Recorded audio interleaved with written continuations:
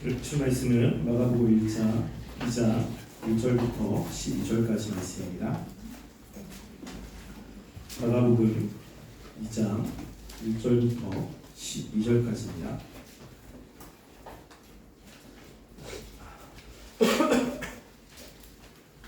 함께 한 절씩 교독하겠습니다. 수일 후에 예수께서 다시 가버나움에 들어가시니 집에 계시다는 소문이 들린지라 많은 사람이 모여서 바깥에서 들어서 자기가 오게 되었는데 예수께서 그들에게 그를 말씀하시니 사람들이 한 중풍병자를 네 사람에게 메어 가지고 예수께로 올리되 우리들 때문에 예수께 데려갈 수 없으므로 그 계신 곳에 진동을 뜯어 몸을 내고 중풍병자가 누운 산을 닫아내리니 예수께서 그들의 믿음을 보시고 중풍병자에게 이르시되 작은 자여 내 죄사함을 받았느니라 하시니 어떤 서기관들이 거기 앉아서 마음에 생각하기를 이 사람이 어찌 이렇게 말하는가 신성모독이로다 오직 하나님 한 분 외에는 누가 등이 죄를 사하겠느냐 그들이 속으로 이렇게 생각하는 줄을 예수께서 곧 중심에 아시고 이르시되 어찌하여 이것을 마음에 생각하느냐 중풍병자에게 내 죄사함을 받았느니라 하는 말과 일어나 내 상을 가지고 걸어가라 하는 말 중에서 어느 것이 쉽겠느냐 그러나 인자가 하나님께서 죄를 사하는 권세가 있는 줄을 너희로 알게 하려 명하시고 중풍병자에게 말씀하시되 내게 이르노니 일어나 내 상을 가지고 집으로 가라 하시니 그가 일어나 옷을 가지고 모든 사람 앞에서 나가거늘 그들이 다 놀라 하나님께 영광을 돌리며 이르되 우리가 이런 일을 오직 보지 못하였다 하더라. 아멘. 우리가 말씀을 읽을 때 그 말씀을 통해서 무엇을 이야기를 하고자 하는지 아는 것은 너무나 중요합니다. 우리가 마가가 이 말씀을 쓸 때 마가는 왜 이 말씀을 쓰고 있는지 마가의 의도를 따라서 말씀을 깨닫는 것이 중요하죠. 마가가 의도한 것이 아닌 다른 것들을 깨달을 수도 있습니다. 그런데 마가가 원래 의도했던 것을 놓치고 다른 것을 깨달으면 우리는 그 말씀을 정확히 이해했다고 볼 수가 없습니다. 이런 것 같습니다. 우리가 예를 들어서 유학을 간다고 생각을 해보면 유학 가는 목적이 분명히 있죠. 중요한 목적이 있습니다. 유학에 가서 내가 원하는 공부를 합니다. 근데 유학을 갔을 때 공부만 하는 건 아니죠. 가가지고 그 지역의 풍습, 또 문화 이런 것들을 또 구경도 합니다. 그러니까 궁극적인 목적은 내가 원하는 공부를 하는 것이지만 거기에 따라오는 부차적인 것들이 함께 붙게 됩니다. 그럴 때 유학을 잘 마쳤다는 것은 내가 원래 가려고 하는 그 목적에 잘 부합된 삶을 살고 원하는 그 목적을 이루었을 때 유학을 잘 마친 거죠. 가서 부차적인 것에만 관심을 갖고 실제로 원하는 것들을 이루지 못하면 제대로 간 것은 아닙니다. 성경도 마찬가지입니다. 우리가 성경을 읽을 때 정말 그 저자가 또 말씀을 통해서 주려고 하는 정말로 중요한 메시지가 있습니다. 근데 그거와 함께 파생되는 메시지가 있습니다. 지금 여기도 마찬가지죠. 여러분들이 이 나와 있는 중풍병자에 대한 말씀은 잘 알고 있을 겁니다. 여러분들이 이 말씀을 통해서 여러분들은 어떠한 깨달음이 있었습니까? 아마 제가 생각할 때는 이 4명의 중풍병자를 가져간 사람의 믿음, 그 중풍병자의 믿음으로 고침받았다라는 것에 굉장히 포커스를 둘 겁니다. 그래서 우리가 병이 있지만 하나님께 가져간 믿음으로 그 병이 고쳐졌다라는 것에 포커스를 두고 이 말씀을 아마 읽거나 들었을 것입니다. 물론 그런 포커스, 이런 메시지가 없는 건 아닙니다. 근데 지금 마가가 여기서 이 이야기를 가지고 온 것은 그것을 이야기를 하기 위해서 가지고 온 것은 아닙니다. 지금 마가가 예수님에 대한 이런저런 사건들을 가지고 왔을 때 마가가 정말로 중요하게 여긴 것은 예수님이 어떤 분이냐라고 하는 겁니다. 우리가 그것을 놓쳐버리면 정말로 중요한 메시지를 놓친 것입니다. 지금 마가가 어떻게 지금 이 마가복음을 쓰고 있냐면 먼저 예수님께서 병을 고치시죠. 그리고 귀신을 쫓아냅니다. 그것은 예수님이 귀신을 쫓아낸 능력이 있고 많은 병을 고칠 수 있는 능력이 있는 분이라는 것을 알려주고 있는 거예요. 우리가 지난주에 지금 나병 환자를 고쳤던 사건을 지금 보았습니다. 그걸 통해서 뭘 얘기를 하고 있는 거죠? 예수님은 하나님만 고칠 수 있는 병을 고칠 수 있는 분이라는 것입니다. 그래서 나병 환자를 통해서 어떤 죄가 고침받았다라고 하는 그 믿음을 이야기하는 것은 부차적인 것이고, 중요한 건 예수님은 구약에 하나님만 할 수 있는 그 치료의 능력을 하시는 분이라고 하는 것을 이야기를 하고 있는 것이죠. 그래서 이 예수님이 하나님과 같은 위치로 지금 계속해서 이야기를 하고 있는 것입니다. 오늘 말씀을 통해서는 뭘 이야기를 하죠? 오늘 말씀을 통해서 예수님이 병을 고치는 것이 아니라 예수님께서 죄를 용서할 수 있는 분이라는 것을 알려주는 거예요. 죄는 하나님만 용서할 수 있는 분입니다. 근데 예수님께서는 이 사건을 통해서 예수님이 병을 고칠 수 있는 능력이 있음을 사람들에게 알려주고자 하는 거예요. 그러니까 마가는 지금 무엇을 계속 이야기를 하냐면 예수님이 어떤 분이냐라는 것입니다. 그래서 예수님이 병을 고치는 그런 능력뿐만 아니라 죄를 사하는 능력을 알려주기 위해서 지금 그때 있었던 사건을 가지고 오는 거예요. 죄를 용서하기 위해서 중요한 것은 믿음이기 때문에 그 믿음이 있는 사람을 통해서 그의 죄를 용서하시고 그 죄를 용서한 것에 대한 증명으로 그가 가지고 있는 병을 고치는 사건을 지금 이야기를 하고 있는 것입니다. 이것 때문에 이제 이 이후로 예수님께서는 이제 죄를 사하는 권세에 대해서 이야기를 했기 때문에 그 유대인들, 특별히 바리새인과 사두개인들과 계속 이제 논쟁이 일어나기 시작합니다. 이제 예수님의 권위에 대해서 도전하는 일들이 앞으로 이제 있게 되는 것입니다. 그래서 우리가 여기서 눈여겨봐야 될 핵심은 예수님이 과연 어디까지 할 수 있는가? 예수님은 죄를 사하는 능력이 있는 분이다 라는 것을 중점적으로 보아야 되고, 그리고 그 외에 이 문둥병자가 가지고 있는 믿음을 부차적으로 보아야 되는 것입니다. 그래서 우리가 이 말씀을 함께 살펴보겠습니다. 오늘 말씀해 보면 1절에 수일 후에 예수께서 다시 가버나움에 들어가시니 라고 되어 있습니다. 수일이라고 하는 것은 여러 날 후지요. 그러니까 구체적으로 언제인지 모르겠지만 여러 날 후에 예수님께서 이 가버나움을 떠났다가 다시 들어온 것입니다. 그때 예수님께서 오신 곳이 집이라고 이야기했는데 아마 베드로의 집일 것입니다. 왜냐하면 그 전에도 예수님은 베드로의 장모의 집에 있었기 때문에 그곳으로 다시 왔습니다. 그런데 예수님께서는 아무에게도 이야기하지 않고 왔는데 사람들이 예수님이 왔다는 것을 알았던 거죠. 그래서 지금 1절에 보면 집에 있다는 소문이 들린지라, 그래서 많은 사람들이 문 앞에 모였습니다. 그러니까 예수님은 은밀하게 움직였지만 예수님의 일족은 사람들에게 계속 관심의 대상이었고 예수님이 어딜 가는지를 다 알게 된 거죠.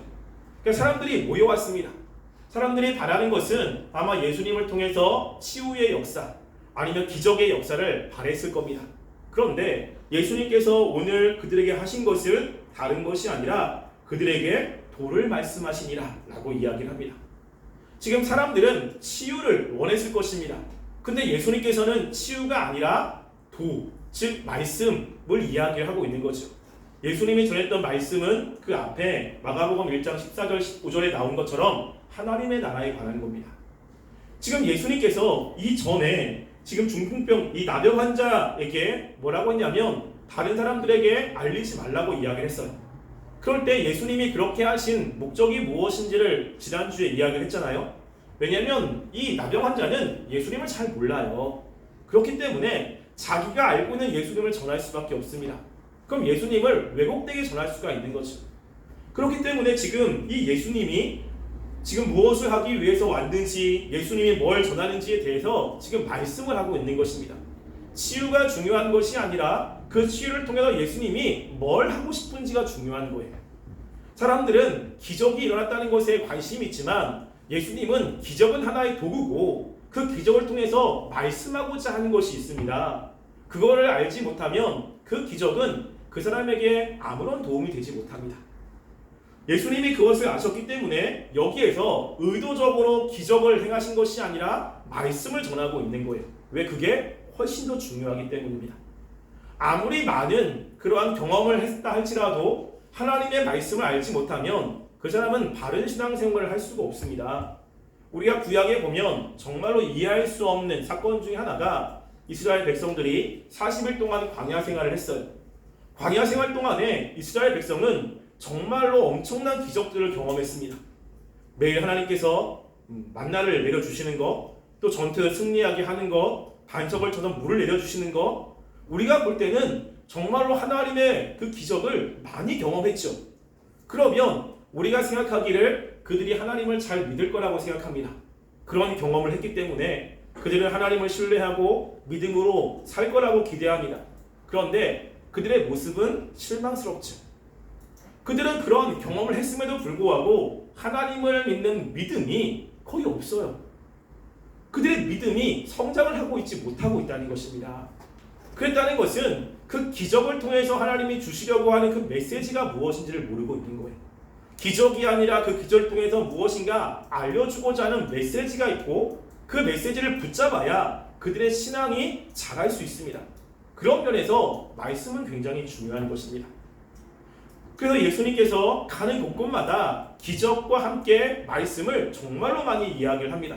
특별히 여러분이 요한복음에 보면 요한복음은 기적은 작게 기록되어 있고 그리고 말씀은 굉장히 길게 기록되어 있죠. 무엇이냐면 그 기적을 통해서 예수님이 전하고자 하는 말씀을 아는 것이 중요하다는 겁니다. 그래서 우리가 신앙생활을 할 때 내가 이런 경험을 했어, 저런 경험을 했어, 그게 중요한 것이 아니라 그런 경험을 어떻게 해석하고 있느냐, 내가 어떻게 그것을 보고 있느냐가 굉장히 중요한 겁니다. 그 기적을 하나님이 주려고 하는 그 의도에 맞게 보고 있다면 그 사람은 믿음이 성장을 하죠. 근데 그 기적을 하나님이 주시는 그 메시지와 상관없이 자기가 임의적으로 보고 있다면 그 기적은 그 사람에게 아무런 도움이 되지 못합니다.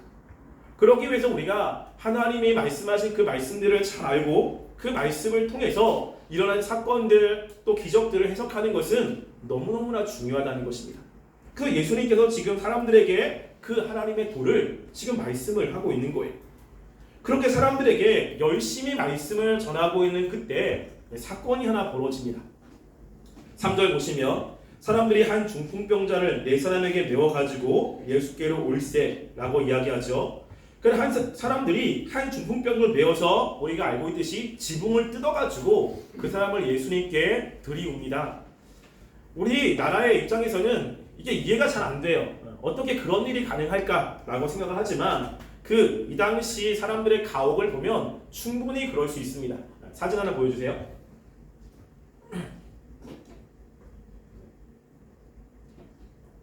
사진이 없네. 네. 자, 이게 가버나움의 가구 구조입니다.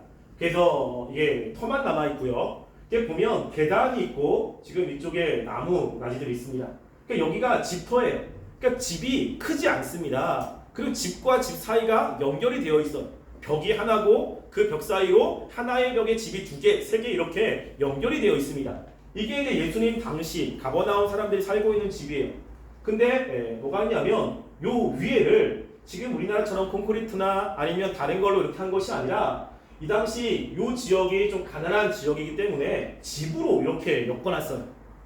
그래서 이 집을 뜯어가지고 들어갈 수 있습니다. 거기다가 지금 보시면 이 옆에 계단이 있어요. 계단이. 그러니까 대부분 계단이 있기 때문에 계단을 타고 올라가서 그 위에 있는 지붕을 뜯으면 다 뜯어지는 그러한 구조예요. 그러니까 이 지역은 비가 엄청나게 많이 오거나 그런 지역이 아니기 때문에 충분히 이제 가능합니다. 그러니까 이쪽에 문이 있는데 사람들이 너무 많다 보니까 들어갈 수가 없는 거예요. 그러다 보니까 계단이 있고 계단 위에서 이 지붕을 뜯으려고 하고 그 지붕을 뜯고 이제 들어가는 이런 일이 이제 쉽게 일어날 수 있는 것입니다. 근데 그때 이런 행위를 할 때 이들은 예수님이 그 중풍병을 고칠 수 있다라고 하는 분명한 믿음이 있기 때문에 이런 일을 했겠죠. 지금 그런 일을 할 때 밑에서 예수님의 말씀을 듣고 있는 사람들은 위에서 지붕을 뜯다 보니까 먼지가 떨어지고 지푸라기가 떨어지고 흙이 떨어집니다. 그러면 그 사람들이 위에서 지붕을 뜯는 사람들을 어떻게 보겠습니까? 지금 자신들은 줄을 서가지고 일찍 와서 지금 예수님 앞에서 말씀을 듣고 있고 하는데 지금 새치기를 해가지고 갑자기 지붕을 뜯어가지고 예수님 앞에 지금 내리고 있는 거예요. 여러분 다른 사람들은 어떻게 보겠습니까? 이게 좋게 보일까요? 나쁘게 보일까요? 별로 그렇게 좋게 보이지 않습니다. 우리가 볼 때는 야, 믿음이 되게 대단하다. 아, 정말로 이런 믿음 이야기하지만 다른 사람에게 피해를 주고 있는 거예요. 줄 서서 해야지. 뭐 질서적인 것도 보면 뭔가 이렇게 공정하지 않아요. 분명히 이 정의가 강한, 제의가 강한 사람들은 완전 눈에 레이저가 나가고 막 엄청나게 막 욕을 할 수 있는 이런 상황인 거예요. 근데 지금 여기서 중요한 건 그들이 어떻게 보느냐, 지금 이것을 성경에서 기록하지 않습니다. 지금 여기서 중요하게 여기고 있는 것은 이렇게 행하는 사람들인 거예요. 지금 여기서 중풍병자는 자신의 병을 예수님이 고칠 수 있다라고 하는 믿음, 근데 그 믿음이 예수님께 나가려고 했는데 갈 수가 없는 거예요. 그러니까 어떻게 하고 있습니까? 자기가 할 수 있는 모든 방법들을 다 사용하고 있는 것입니다. 지금 다른 사람이 볼 때는 말도 안 되는 이야기고 피해를 주는 이야기지만 예수님은 지금 그 모습을 보면서 뭐라고 이야기를 하고 있냐면요, 우리 5절 말씀에 보면 예수께서 그들의 믿음을 보시고 중풍병자에게 이르실 때 작은 자야 내 죄사함을 받았느니라 하시니 라고 이야기합니다. 여러분, 그것을 예수님 외에 앉아있는 사람들은요 안 좋게 봅니다. 다 안 좋게 볼 수밖에 없는 거예요. 근데 예수님의 관점은 어떻죠? 지금 그것에 대해서 뭐라고 하지 않습니다. 뭘 보고 있냐면 그들의 마음을 보고 있는 거예요. 그들의 마음이 정말로 그 병을 고치고자 하는 그 간절한 마음, 그리고 예수님을 향한 그 진실된 믿음, 예수님은 그거를 보시고 있는 것이죠. 여러분, 성경에 보면 그 하나님께서 사무엘을 통해서 하나님이 뭘 보시는지를 이야기를 합니다. 사람은 외모를 보죠. 외적인 걸 봅니다. 근데 하나님이 보시는 건 뭐죠? 중심이라는 거예요. 중심. 그래서 지금 여기 있는 이 중풍병자는 그 중심이 예수님께로 향해 있고 그 중심이 예수님이 인정할 만한 믿음이었다는 것입니다. 우리가 여기서 중요한 것은 예수님께서 그 중풍병자가 그 지붕 위로 올라갈 때 그때 그 사건을 몰랐을까? 알고 계셨겠죠? 지붕을 뜯었을 때 됐다 해도 돼요. 예. 근데 예수님께서 어느 때까지 가만히 두십니까? 그 중풍병자가 예수님 앞에 내려올 때까지 가만히 두시고 이야기를 하시는 거예요. 지금 이 중풍병자는 이렇게 했을 때 사람들에게 욕을 당할 것 알고 있었어요. 용기가 필요하죠. 그리고 믿는 그 마음의 행동이 완전히 다 드러났습니다. 그 다음에 예수님이 말씀하고 있는 거예요. 여기서 무엇을 알 수 있습니까? 여러분, 믿음이라는 것은요, 행위가 없으면 믿음이 아니에요. 하나님이 인정하는 믿음은 반드시 행위가 들어가 있습니다. 이 앞에서도 나병 환자가 예수님께 나오죠. 나와서 고쳐달라고 이야기합니다. 그때 왔을 때 몰랐을까? 알았다고요. 사람들을 개치고 와가지고 소리 지를 때까지 예수님은 가만히 있으셨습니다. 나병 환자는 지금 사람들이 자기를 미워하고 그리고 자기를 완전히 무가치한 사람으로 보지만 그럼에도 불구하고 그가 가진 믿음이 예수님께 나가게 했고 예수님께 소리쳤을 때 예수님이 그것을 보시고 고쳐주시고 있는 거예요. 여러분, 믿음이라는 것은 반드시 행함이 있습니다. 마음에 믿으니까 하나님이 하시겠지, 절대 그렇지 않습니다. 여러분, 구약에도 보면 하나님께서 아브라함의 믿음을 시험하시잖아요. 그래서 이삭을 바칠 때 죽이는 그 찰나에 하나님이 멈추시고 이야기합니다. 내가 이제야 네가 나를 경외한 줄 아리라. 하나님이 그 전에 몰랐을까요? 그 전에 아닙니까? 아니에요. 정말로 참된 믿음은 그 내가 믿고 있는 그 믿음을 삶으로 실천해 낼 때 증명이 되는 것입니다. 그래서 내가 믿는데 못해, 그랬다는 것은 뭐냐면요, 내 안에 믿음이 없다는 거예요. 성경은 적다고 이야기하지만 적은 것은 믿음이 있는 거잖아요. 믿음이 있으면 역사가 있다고요. 그러니까 적다라고 하는 것은 좀 순하게 표현한 거고 믿음이 없는 겁니다. 여기서도 보면 믿음이 적은 사람이라고 이야기를 해요. 그러니까 왜 나에게는 역사가 일어나지 않는가? 뭐 때문입니까? 못 믿기 때문에 그래요. 못 믿기 때문에. 뭘 하려면 자꾸 재지요. 이것도 재고 저것도 재고. 근데 나는 하나님을 알고 있고 하나님이 할 수 있다라고 하는 확신이 있다고 해가지고 그냥 믿고 있다고 생각하지만 실제로 믿음과 행위는 동변의 양면입니다. 떨어질 수가 없어요. 믿음은 반드시 행위가 되고요. 그럼 행하면 믿음으로 증명이 되는 겁니다. 여기에 있는 이 사람이 그런 거예요. 그래서 그걸 보시고 예수님께서 야, 믿음이 작은 자야 내 죄사함을 받았느니라라고 이야기를 하죠. 자, 예수님께서는 그의 믿음을 보시고 이야기를 합니다. 근데 예수님이 독특하게 이야기를 하잖아요. 그의 믿음을 보시고 원래는 어떻게 이야기를 해야 됩니까? 내가 너의 병을 고쳐주겠다 해야 돼요. 왜냐하면 이 사람이 원하는 것은 병을 고치는 거예요. 지금 중풍병 때문에 몸을 움직일 수 없어서 지금 괴로워하기 때문에 예수님께 나와서 원하는 것은 지금 죄사함이 아니라 지금 병을 고치고 싶은 겁니다. 예수님이 그런 마음을 모르지 않죠. 그런데 예수님이 뭐라고 하냐면 네 죄를 그러니까 사하셨다는 거예요. 엉뚱한 이야기를 지금 하고 있는 것입니다. 그 이야기를 듣고 아니나 다를까 그곳에는 서기관들이 이제 마음에 쑥덕쑥덕 거립니다. 그래서 8절에 보시면 6절에 보시면 이렇게 이야기하죠. 어떤 서기관들이 거기 앉아서 마음에 생각하기를 이 사람이 어찌 이렇게 말하는가 신석 모독이로다 오직 하나님 한 분 외에는 누가 능히 죄를 사하겠느냐라고 이야기합니다. 대놓고는 말하지 못하고 속으로 이야기하는 거예요. 여러분 우리도 뭔가 마음에 들지 않으면 대놓고 말 못하잖아요. 속으로 저런 게 어딨어 막 이렇게 우리랑 좀 비슷한 것 같아요. 대놓고 못하고 속으로 야 어떻게 저런 말을 하지? 참담하도다 신성모독이다 라고 하는 것은 굉장히 심한 생각이에요. 이 단어는 블라스페메이아라고 하는 것인데 하나님의 어떤 명예를 실족시키는 그러한 일들을 지금 이야기할 때 이렇게 이야기합니다. 근데 이들의 생각이 맞아요. 이들이 이렇게 얘기하는 것은 너무나 당연합니다. 왜냐하면 죄를 사할 수 있는 권세는 하나님밖에 없잖아요. 근데 자기가 뭔데? 지금 하나님밖에 할 수 없는 그 일을 자기가 하겠다고 이야기를 하는 거예요. 그러면 당연히 말씀을 알고 있는 사람들의 마음속에는 불편할 수밖에 없습니다. 이들이 지금 잘못된 게 아니에요. 당연히 나오는 거예요. 이들은 근거도 명확해요. 하나님 한 분밖에 할 수 없는 것을 본인이 하고 있다고 하니까 이게 말이 되지 않는 겁니다. 그러니까 이들의 반응은 너무나 정상적인 거예요. 나쁜 게 아닙니다. 근데 예수님께서 이것을 모르시고 말씀을 하셨을까? 예수님께서 죄를 내가 사해 주겠다고 이야기했을 때 거기 말씀을 아는 사람들이 한 명도 없기 때문에 그렇게 말씀을 했겠습니까? 아니죠. 분명히 서기관들 또 어렸을 때부터 말씀을 배운 사람들이 굉장히 많았고 이렇게 얘기하면 그 중에 많은 사람들이 마음에 의문이 생기고 그리고 이런 말을 할 거라고 하는 것을 예수님이 아셨겠죠. 근데 의도적으로 하시고 있는 거예요. 이거를 보셔야 돼요.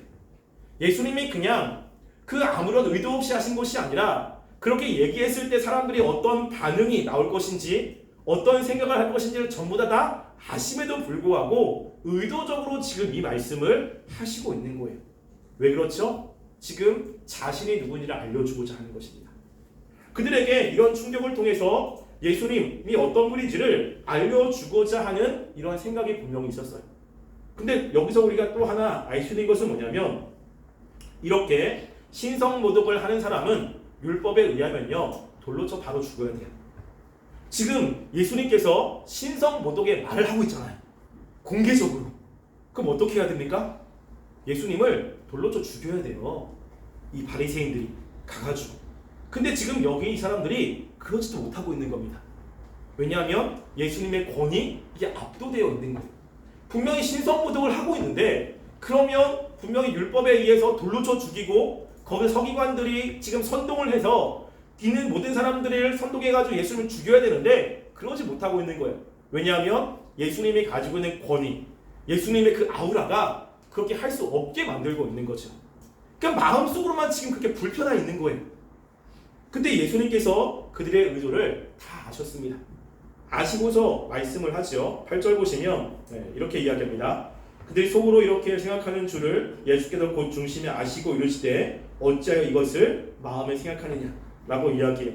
참 예수님도 좀 재밌습니다. 아니 어찌하여 그걸 생각하느냐 당연히 생각하지 않습니까? 당연히 생각하는 거예요. 근데 왜 그런 것을 생각하느냐라고 이제 질문을 하는 거죠. 참 엉뚱하긴 합니다. 좀 보면서 너무 웃겼어요. 아니 당연한 거 아닌가? 근데 왜 이렇게 말씀하시지? 라는 생각을 조금 했습니다. 감히 제가. 그러면서 이제 그들이 이게 예수님이 어떤 분인지 알려주고자 하는 거예요. 그래서 예수님의 의도가 무엇인지를 10절에서 이야기합니다. 그러나 인자가 땅에서 죄를 사하는 권세가 있는 줄을 너희로 알게 하려 하노니. 이게 목적이에요. 이게 목적. 여러분 예수님께서 무엇인가를 하셨을 때는 목적이 분명히 있습니다. 그 목적을 알아야 돼. 그 목적을 모르면 엉뚱하게 예수님을 믿는 겁니다. 여러분, 예수님께서 사람들에게 오병이어를 통해서 많은 사람들을 먹이셨어요. 예수님이 그렇게 하신 목적은 분명히 있습니다. 왜냐하면 그 구약에 하나님께서 이스라엘 백성들을 먹이신 것처럼 생명의 떡이신 예수님께서 그들을 먹이시는 분이라는 것을 알려주고자 하는 거예요. 그런데 그 상황 속에 있었던 사람들은 그 의도를 몰랐어요. 뭐만 좋았냐면 그냥 먹고 배부른 게 좋은 거예요. 그게 너무 좋아서 그거를 위해서 예수님을 따라간 것입니다. 예수님이 전하려고 하는 의도와는 다르게 지금 생각하고 있는 거죠. 예수님께서 하셨을 때, 어떤 일을 하셨을 때 그 의도가 무엇인지를 정확히 파악하셔야 돼요. 무엇이죠? 예수님께서 메시아라고 하는 겁니다. 구약의 하나님께서 죄를 사하는 권세가 있죠. 그걸 하나님만 하실 수 있는 거예요. 근데 그 일을 지금 이 땅에서 이 예수님이 하신다는 것입니다. 그것은 메시아라고 하는 거예요. 이스라엘 백성을 구원할 수 있는 하나님과 같은 권위를 가지고 계신 분이라는 것을 증명하고자 하는 것입니다. 그래서 예수님이 뭐라고 이야기했냐면 여기서요, 인자가 땅에서 죄를 사하는 권세가 있습니다. 땅에서라고 하는 거죠. 이것은 지금 이렇게 땅에 발을 딛고 있는 사람인 거예요. 그래서 하나님은 어디 계십니까? 하늘에 계시잖아요. 죄를 사할 때 어디서 사해 주시죠? 하늘에서 사해 주세요. 왜? 하나님은 하늘에 계시니까. 근데 땅에서 죄를 사하는 권세가 있습니다. 무엇이죠? 이 땅에 있는 사람인 거예요. 지금 자기를 이야기를 하고 있는 것입니다. 그래서 그 자신이 죄를 사할 수 있는 권세가 있다는 것을 보여주기 위해서 뭘 사용하고 있죠? 중풍병자의 병을 고치는 걸 사용하고 있는 거예요. 중풍병자의 병을 고치는 게 목적이 아니라 이것을 고침으로 자신이 죄를 사할 수 있는 권세가 있다는 것을 증명해 주려고 하는 것입니다. 그걸 통해서 지금 예수님께서 이걸 고치고 있는 겁니다. 그래서 사람들에게 이야기를 하죠. 9절에 보시면 중풍병자에게 뇌의 죄사함을 받았느니라 하는 말과 일어나 내 형을 가지고 걸어가라 하는 말 중에 어느 것이 쉽겠느냐 라고 질문합니다. 어느 게 쉽습니까? 그럼 죄사함을 받았어 라고 하는 것과 일어나 지금 네 상을 가지고 가라, 어느 게 쉬워요? 전자가 쉽습니까? 후자가 쉽습니까? 후자가 쉬워요? 대단하시네. 여러분, 진짜 그렇게 얘기하면 그게 일어나야 돼요. 예. 근데 죄사함을 받았니라고 했을 때 그걸 증명할 수 있습니까? 어떻게 증명하죠? 야, 네 죄를 사하노라. 여러분 TV에서 사하노라 그런 거 하잖아요. 그리고 카톨릭에서 면죄부 해가지고 야, 너의 죄를 사하노라. 여러분 그러면 증명이 됩니까? 증명할 수 있는 게 없어요. 말로 하면 끝난다고요. 그러니까 둘 중에 뭐가 쉽냐면, 물론 이거 신성모독이긴 하지만 쉬운 건 말로 하는 게 쉬워요. 야, 그렇게 해줄게. 증명할 수 있는 방법이 없습니다. 그런데 이 사람에게 네 상을 들고 나가라고 하는 것은 명확한 게 있잖아요. 그렇게 되지 않으면 이 사람의 권위는 없는 거예요. 그러니까 뭐가 쉽냐면 죄 사한다 라는 게 쉬운 거예요. 근데 지금 예수님께서 그 어려운 걸 지금 하고 있는 거죠. 그래서 이 사람에게 네가 가지고 있는 상을 가지고 가라 라고 해서 진짜 그 일을 할 수 있다면 뭐도 할 수 있는 겁니까? 죄를 사하는 권세도 있다는 것을 증명하고 있는 거예요. 그러니까 이거는 있을 수가 없는 거지. 여러분, 중풍병자가 고침을 당할 때 정말 그들이 치유했을 때 갑자기 일어나가지고 가는 경우는 없습니다.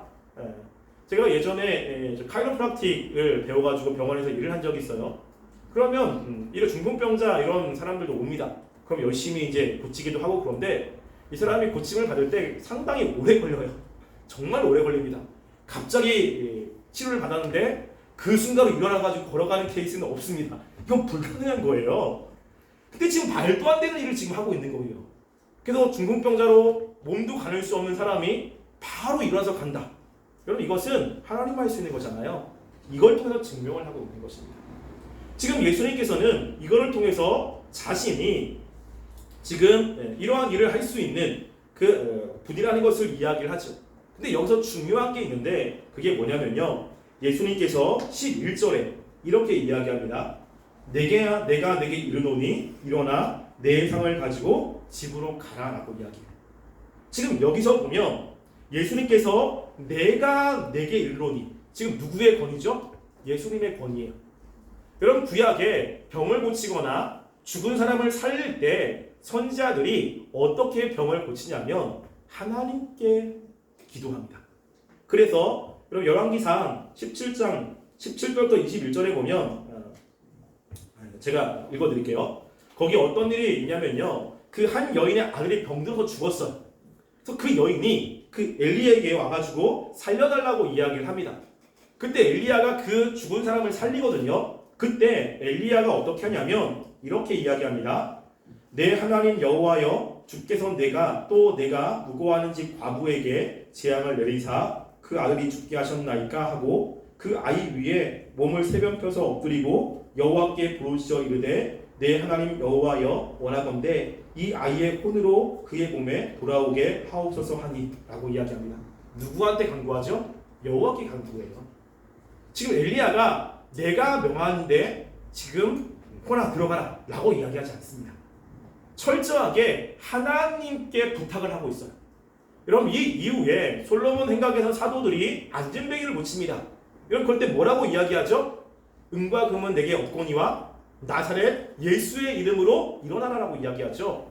지금 자신들에게는 권능이 없어요. 그러니까 예수님의 권능을 빌어서 이야기를 하고 있는 겁니다. 근데 지금 여기 예수님은 뭐라고 이야기하죠? 하나님 나에게 능력을 주셔서 일을 하게 해주세요 라고 이야기하지 않아요. 내가 명한다고 이야기하죠. 지금 자신의 능력으로 지금 이것을 해가고 있는 겁니다. 그러니까 하나님의 힘을 빌어서가 아니라 예수님의 능력으로 지금 이 일을 하고 있다는 것은 지금 그 예수님의 능력과 성부 하나님의 능력이 같다는 거고 예수님은 병을 고치는 것만이 아니라 죄를 사할 수 있는 권능이 있다는 것을 보여주고 있는 거예요. 그래서 지금 예수님께서 이거를 알려주고자 하는 것입니다. 또 하나 여기서 예수님이 이제 메시아라는 것을 보여주는 굉장히 중요한 단어가 하나가 나옵니다. 그게 10절에 나오는데요. 여기 보시면 그러나 인자가 땅에서 죄를 사하는 권세가 있는 줄 너희로 알게 하려 하노라 라고 이야기하죠. 예수님이 자신을 뭐라고 이야기합니까? 인자라고 이야기하죠. 여러분 인자는 사람의 아들이에요. 그냥 사람의 아들이라는 뜻입니다. 근데 되게 웃기잖아요. 사람의 아들인 내가 죄를 사한다. 여러분 사람의 아들인 거 다 알아요. 개구리의 아들 있습니까? 뭐 다른 누구의 아들 있습니까? 다 사람의 아들이지. 근데 예수님이 그 복음서에 보면 정말로 계속해서 자기를 인자라고 이야기를 해요. 인자라고. 그래서 마지막 때에 보면 인자가 구름을 타고 오리라 라고 이야기를 하잖아요. 인자라고 했을 때 무엇인가 암시하고 있는 게 있겠죠. 이게. 그래서 인자라고 하는 것은 중요하게 구약의 배경을 가지고 있습니다. 그 배경을 우리가 한번 살펴볼까요? 자, 배경 다니엘서입니다. 다니엘서 7장 13절부터 14절입니다.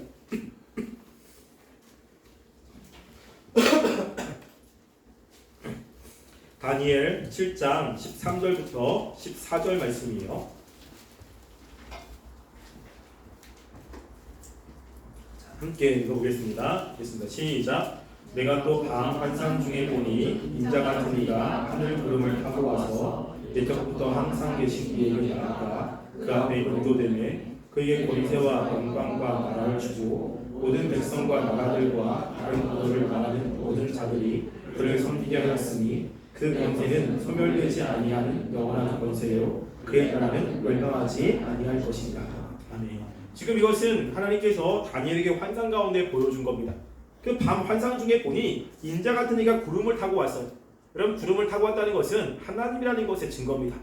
그래서 여러분 구약에 보면 하나님이 임재할 때 항상 대동되는 게 구름이에요. 그러니까 구름이 나왔다는 것은 그 권위가 하나님과 같은 권위라는 것입니다. 옛적부터 항상 계신 이가 누구죠? 옛적부터 항상 계신 이가 성부 하나님을 이야기를 하고 있어요. 그러니까 성부 하나님께 나아가 그 앞에 인도되어 권세와 영광과 나라를 주고 모든 백성과 나라들과 다른 언어를 말하게 하는 모든 자들이 그를 섬겨요. 이 땅에는 모든 사람들이 지금 그를 섬기고 있어요. 누구를? 인자를 섬기고 있습니다.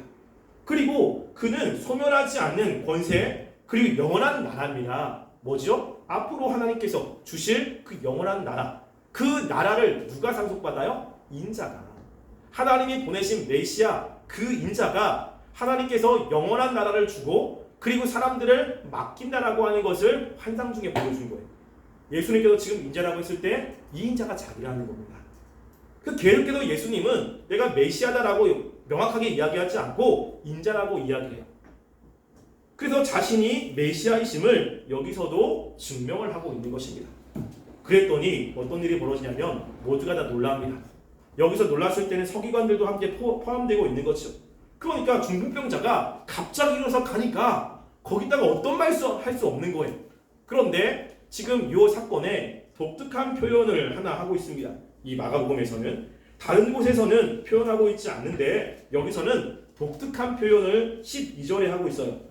우리 마가복음 1장 12절 말씀을 한번 읽어볼까요? 자, 1장 12절 말씀 함께 읽어보겠습니다.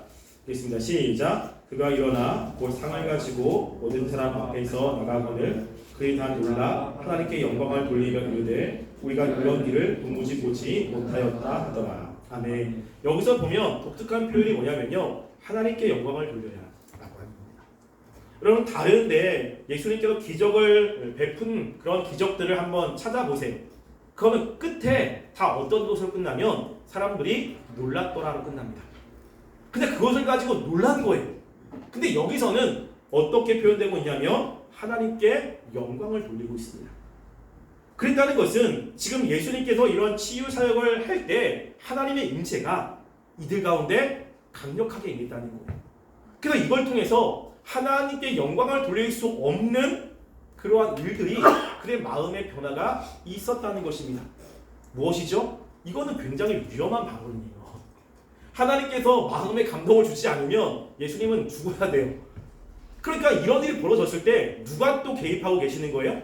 성부 하나님이 거기 있는 모든 사람들의 마음을 바꾸셔서 야, 정말로 하나님이 이런 역사를 하셨구나, 정말 하나님이 이렇게 놀랍도록 지금 은혜를 주시는구나 라는 고백이 나오게 하시고 있는 것입니다. 그래서 그들이 예수님이 메시아이심을 믿게 하고 있는 거예요. 그러니까 예수님의 그 사역과 성부 하나님이 함께 사역하고 있는 모습이 지금 여기서 이야기를 하고 표현되고 있는 것입니다.